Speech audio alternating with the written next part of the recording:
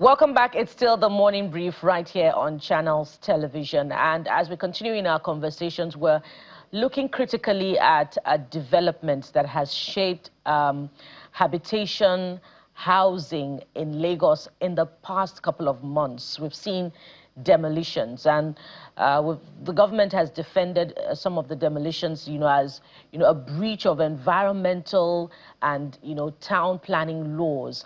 And the latest, besides that of Shoki that we've seen, has been the Makoko demolitions, and we've seen the protesters, some of whom are residents of Makoko and I believe Oworo.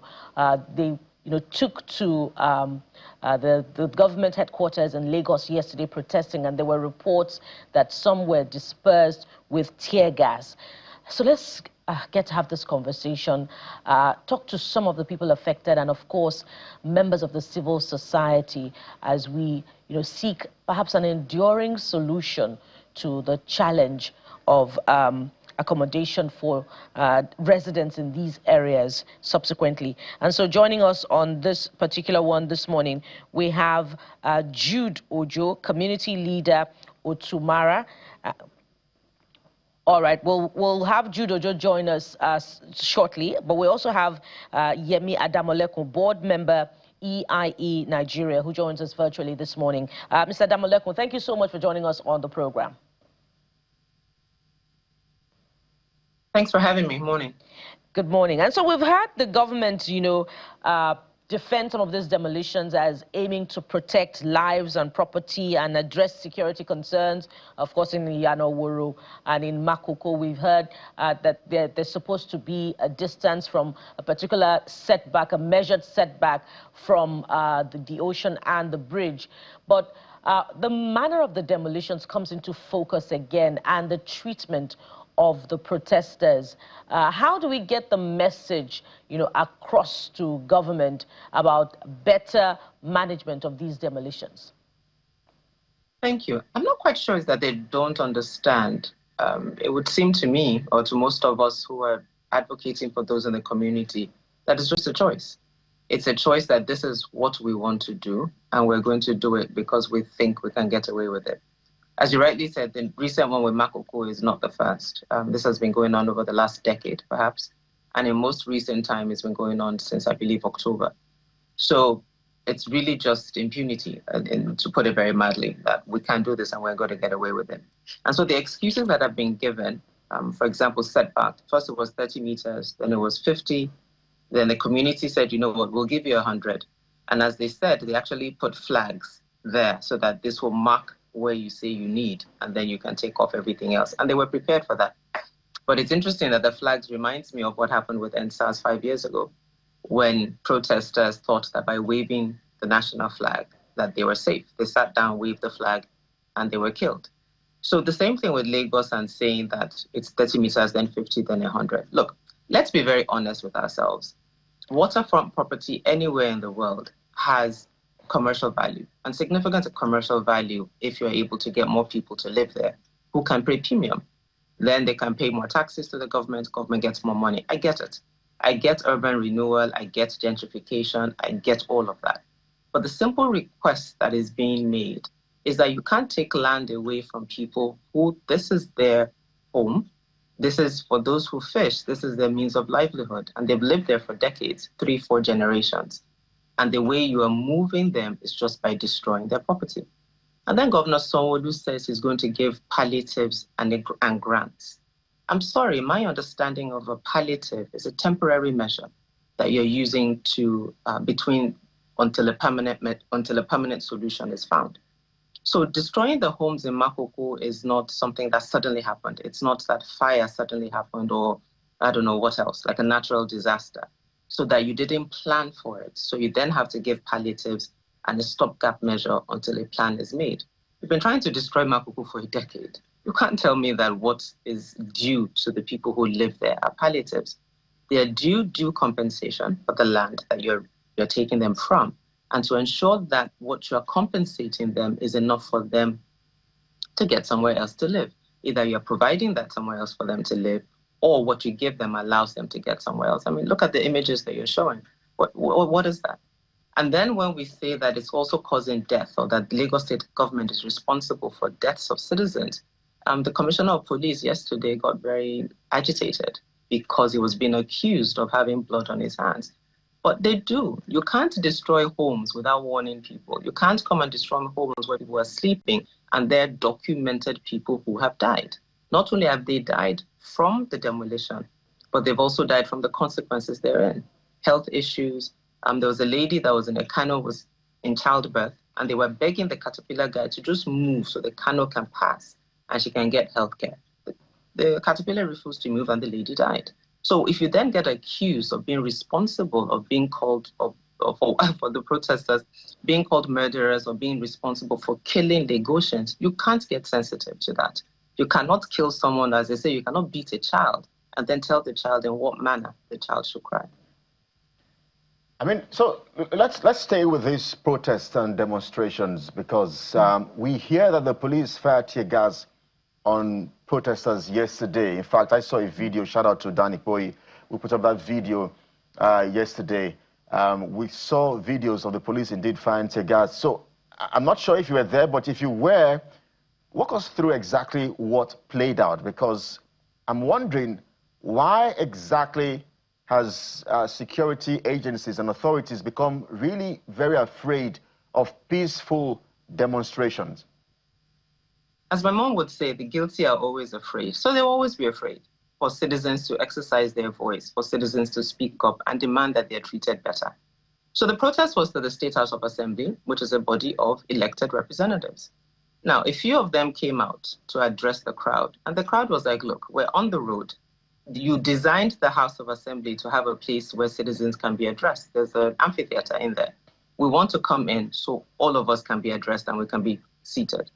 They said no, that because they can't guarantee what would happen, anything can happen, destruction, so they wanted representatives. And the protesters said no, that we're all elected, we're all citizens, and we don't want to send people. So the House of Rep members got upset and walked away. And so Taiwo Hassan, aka Soweto, then told, and this one I saw, and so when the Commissioner of Police uses language like riotous, disruptive, they were about to break into the State House of Assembly, without mincing words, he is not telling the truth. I was there and I challenged him himself, so he can say that I told him that to his face, that he's not telling the truth. What Taiwo Hassan politely said very calmly and said that, well, since we elected them and they don't want us to come inside, we're going to sit down. We're going to share water and share gala so people can be refreshed, and we'll see how it goes. It was literally shortly after that that they started firing tear gas. Even people hadn't even gotten to the point of sitting down. I mean, some were already seated. But to respond to Taiwo's call, people hadn't even gotten to that point. Now, the Commissioner of Police also says that we're about to block the road. Again, he is not telling the truth. When I arrived at the protest ground yesterday afternoon, I joined it a bit late. As I came in through the ShopRite entrance, they had blocked the lane closest to the House of Assembly coming from ShopRite. So that lane had no cars, already was close to traffic. So for the Commissioner of Police to say that by sitting down on the road, they'll be stopping the flow of traffic again is not true. On that access, there were two lanes, so only one lane was open for traffic. So the lane where people were going to sit had already been blocked by the police from the ShopRite end. So to then make claim that it was the citizens that was going to block it was not true. And then again, might I add, if citizens come to protest to you, you refuse to let them in, are you expecting them to stand and ad infinitum? Sitting is the easiest way to have a crowd and manage a crowd, because then there's no movement. People are not, that you're afraid of people barging in to the House of Assembly. I'm sorry, if I'm seated, it'll be kind of hard for me to barge in anywhere. Very, very worrying, and we gather that some may have sustained injuries. We're going to get a sense of, the number of those who sustained injuries, and just one person, according to reports, and how well they're doing. Well, the impact of yeah, certainly. Can I speak to that? Okay, go ahead and speak to that as we prepare for our next line of questioning. As far as I know, and the images that I've seen, there are at least two people where you can sustained injuries that require them being taken to a hospital.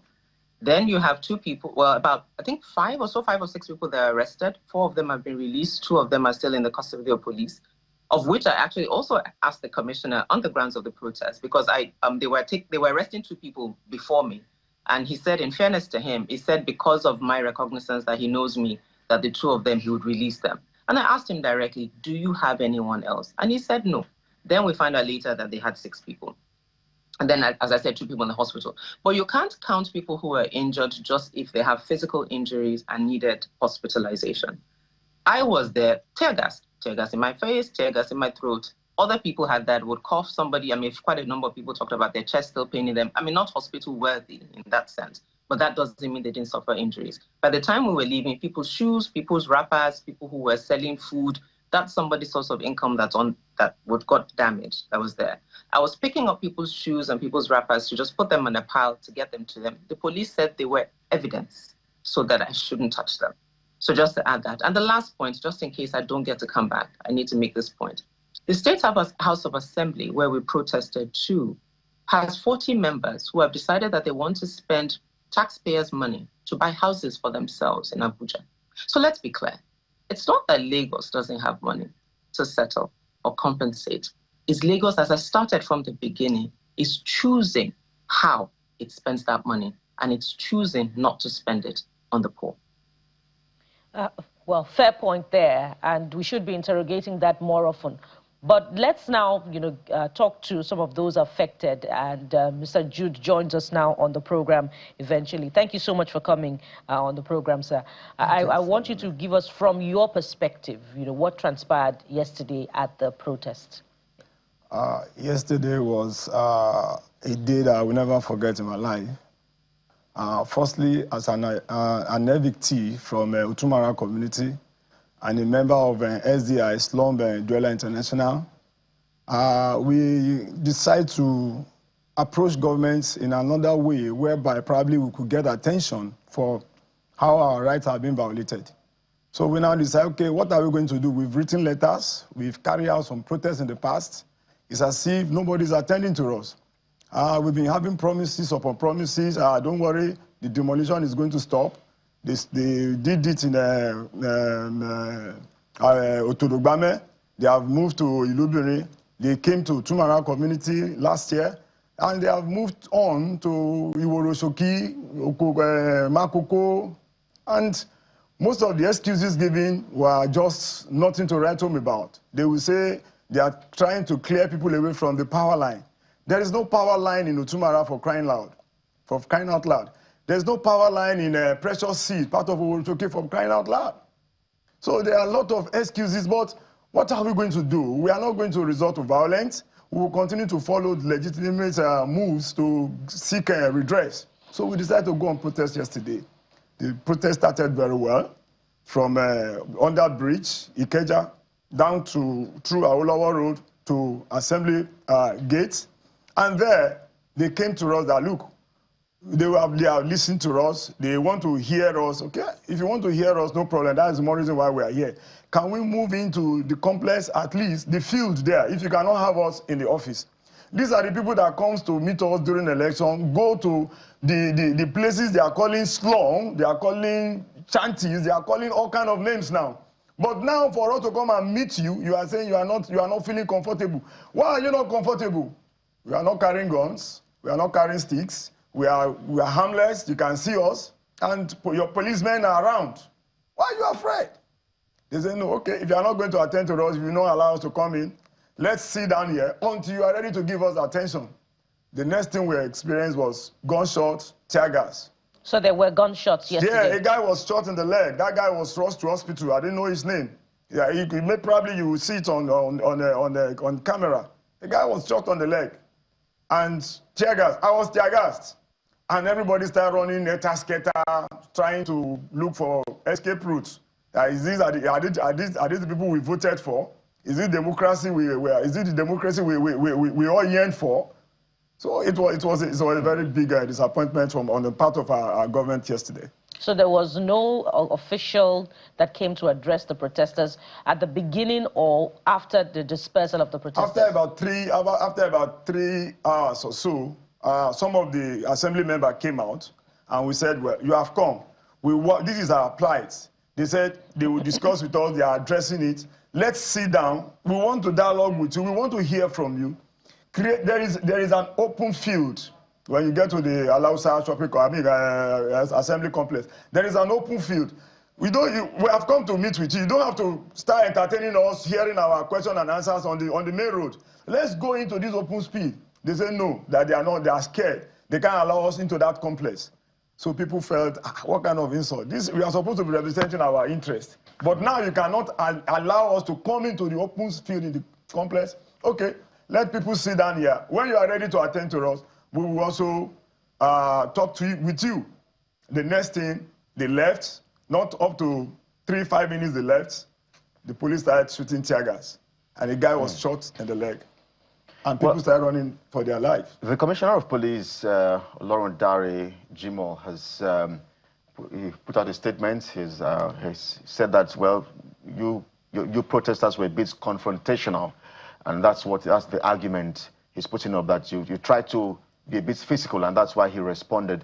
But my question is, because of how controversial Makoko is, what do you think the interests of the government, and I mean successive government, because these demolitions, they start today, historically, since 2005. So what exactly is the interest? I remember the Babatunde Fasholat's administration as well. There were demolitions carried out along the line. You know, it went back to how things were. So what exactly is the interest of government in Makoko from your standpoint? All right. You see, when people are driven by greed, it will be very difficult for you to say this is what they actually wanted. There are slums all over the world. It's not peculiar to Nigeria alone. And if you must make life worth a living for people, you would need to put some things in place that will make wherever they are conducive for living. Now, Makoko, you say some areas are close to power line. You want them to move back certain meters. Your guidelines, your regulation in the town planning say 30 meters setback. Now you are asking for 100 meters. People agree with you that they will give that 100 meters. At the end of the day, you extended to about 200, going to 500 meters setback. That is number one. Number two... Can you confirm that it has extended to 500 meters? The demolitions have continued beyond that point. It has continued beyond that point. Okay, go ahead. And another thing is that, look, these are the areas you said they are not conducive for living. And we can see adverts all over the places, how much you are going to sell plot of land in this choice area, giving all kind of juicy advertisement on social media and the rest. So you cannot claim that you want to collect these areas because they are not well taken care of, or you want to put people in a good condition, and you are taking it from the poor, giving it to the rich, because the amount of money they are now calling on these adverts run to hundreds of millions. So for me to say what is their aim of doing this is more or less like saying they are grabbing people's property, people's land, come under all different kind of these guys, slum, shanties, setback regulations, and all that, hoodlums, criminals, hideout, on all kind of. But you discover that all these things are not true, because they are even the one coming to all these communities with hoodlums. I remember when they came to Tumara. I remember the record we are hearing from Makoko as well, the one from Bariga as well. So they are the one parading touts to go and dislodge people forcefully. These are really very weighty allegations you're making, and we'll see how we can get some sort of evidence. But let's take the conversation to Mr. Demoloku. I'm sure you're listening to the conversation, because I'm wondering exactly why there is interest in Makoko. 1/3 of that community is on water. Some have described that area as the Venice of Africa. And it reminds me of the book, The Merchant of Venice, by the legendary Shakespeare, William Shakespeare. So the potentialities are there for tourist attractions, and just how commercially viable that area could be. But from the standpoint where you sit, do you agree with this submission? What exactly do you think is the interest of the Lagos State government in Makoko?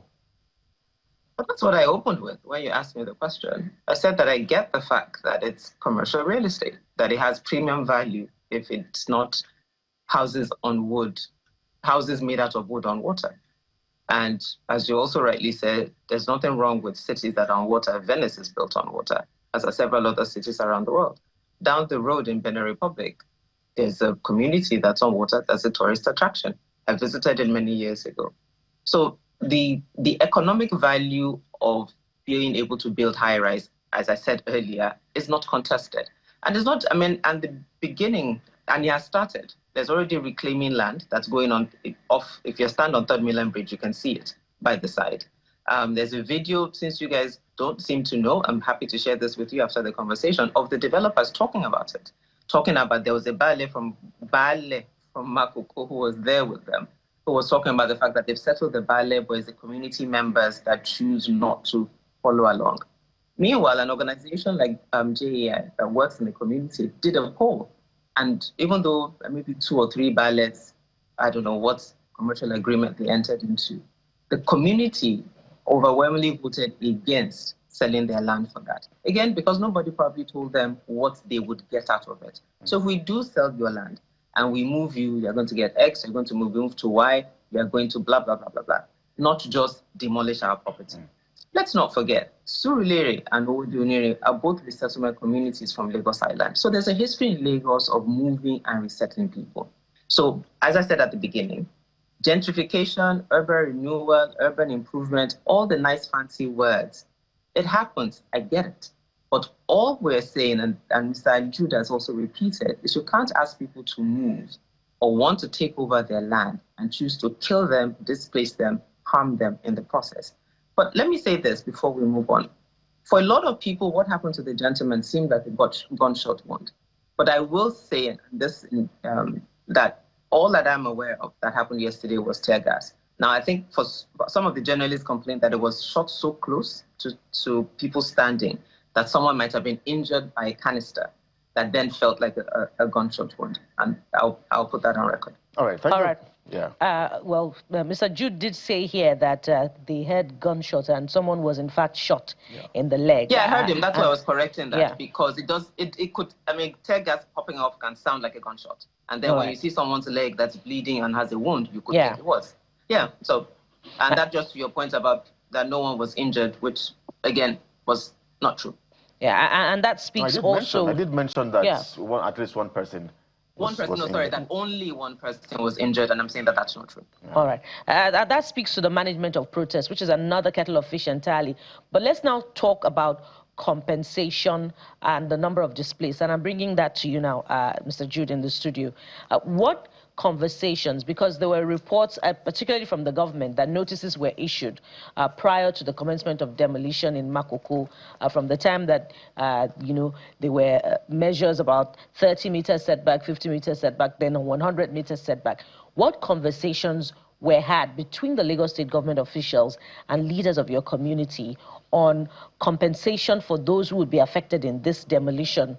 And what numbers are you counting of those who have been displaced so far? All right, let me just put it this way. When they say compensation, compensation could come in so many forms. We don't just want compensation. First, we want resettlement. But let me mention the number of people displaced so far. In Otumara community in 2000 and between 7th of March to 10th of March, about 13,000 people were evicted from that community. In Oto, on May 22nd of May 2025, about 2,000. Oworoshoki waterfront, where you have Precious Seed, you have Akerele Estate, you have Musafejo Estate. By November, between November to December, about 13,000 people were evicted. At Ago Egun, Bariga, January 24th, about 1,000 people were also evicted. Makoko, Okoagbon, Sogoro, between December 25 and January 2026, about 30,000 people were evicted. When you are asking people to move away, that's a responsible government. Asking people to move away from their places of abode for a place like Otumara have been in existence for about 105 years. You are asking them to move away. Move away to where? To under the bridge, to the street, to where? So in asking the residents to move away, There was no provision of alternative. No alternative provisions. So at that level, what conversations were they having with your leaders about compensation after having moved away? All right. We started with regeneration, upgrading and development in Otumara with Lasura under Lagos State. But we were surprised for Lascar to come into the community by 11th of February to come and say people should vacate the community. How come? We're already having discussion with the government on regeneration, upgrading, and development. We are not against development. Makoko people are not against development. Oworoshoki people are not against development. Otodubame people, they are not against development. Besides that, there are standing court judgments that, look, before you can disperse, evict, demolish these communities, you must put this and this and this in place. I have a copy of the judgment with me here. All these things are neglected, are brushed aside, and they went ahead and commit this atrocity against humanity. This is not what you expected under democracy. The copy of judgments that stipulate that people should be given fair hearing is here with us. And for government to know, apart from the fact that they have been served, they have it. We pasted these things in some of these communities that were eventually demolished, and people were forcefully evacuated, evicted.